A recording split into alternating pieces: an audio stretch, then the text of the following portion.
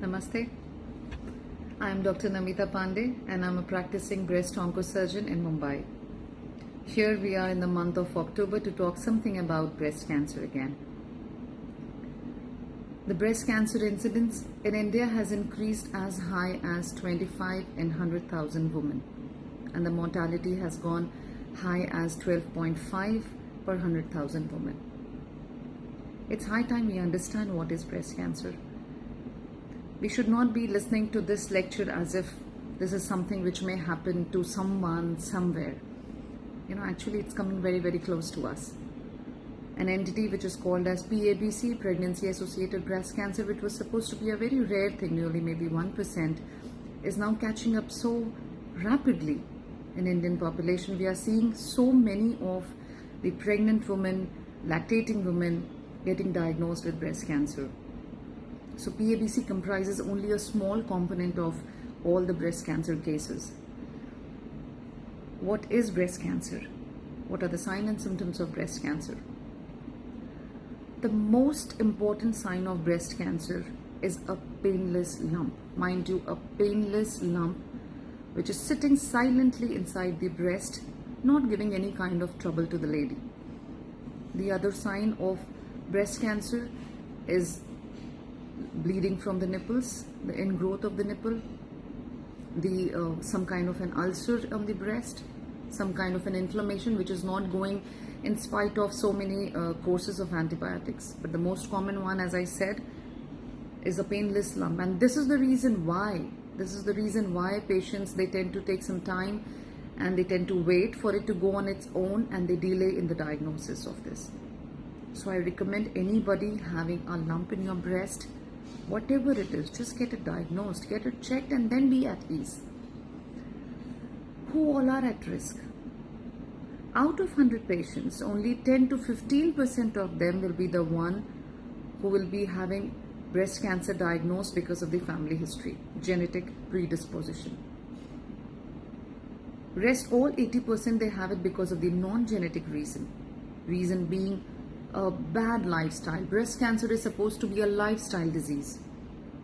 So a bad lifestyle such as obesity, not doing physical exercises, taking a lot of stress, which is so common nowadays, not refraining from alcohol and smoking, and other lifestyle things such as delaying the first childbirth, not giving the birth at all. Nulliparity is something which is catching up so much. There are couples who are not willing to have kids, so they are increasing their risk of getting breast cancer. It's not true that anybody who opts for nulliparity will have breast cancer, but then definitely it is going to increase your risk of getting breast cancer. Not giving breastfeeding to the child. So this breastfeeding as such gives a lot of protection not only to the child but also reduces the risk of mother getting diagnosed with breast cancer. Other things like going in for an infertility treatment, usage of HRT, hormone replacement therapy, which we give to the postmenopausal lady to cope up with the symptoms of postmenopausal symptoms, is something which increases the risk of breast cancer. Breast cancer basically has 4 stages. Stage 1 and 2 is supposed to be an early stage. Stage 3 is a advanced stage of breast cancer, and stage 4 is the last stage of breast cancer. It is treated by 3 modalities of treatment. First is the surgery.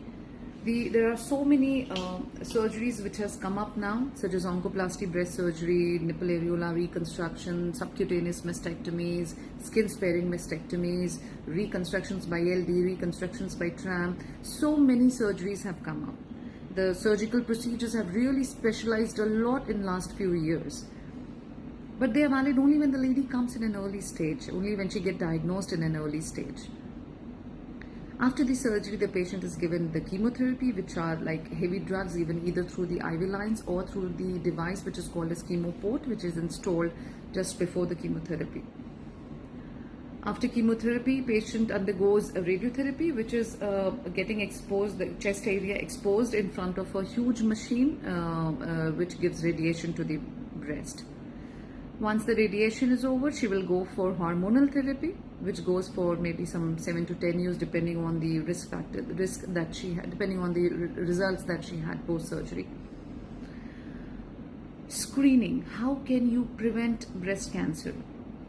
See, prevention, screening is something which will not prevent breast cancer, but definitely it will get you diagnosed in an early stage.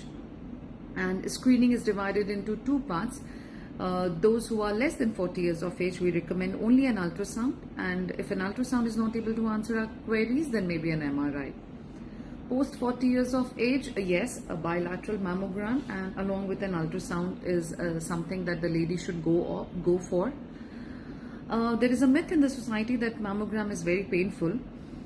Definitely, it is not a very comfortable procedure, but it is not a painful procedure as well. It is when it is done on the right time. The timing of taking a mammogram is somewhere between 7th to 10th day of your menses. Suppose 1st of October is your starting day of your menses, 7th to 10th of October is the right time and you should take a mammogram. Apart from all these things, the best thing that I will recommend you is breast self-examination. It is the way by which you can examine your own breast sitting at home every month by your own hands. Hardly takes 3 to 4 minutes of your busy schedule, but then definitely this is something that you should spare for your good self. Breast cancer, once it is diagnosed to the patient, it's very difficult to fathom the kind of pain, mental trauma and the physical issues that they undergo.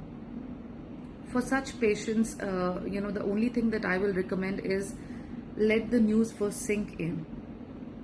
Let yourself first accept the news and then start Googling.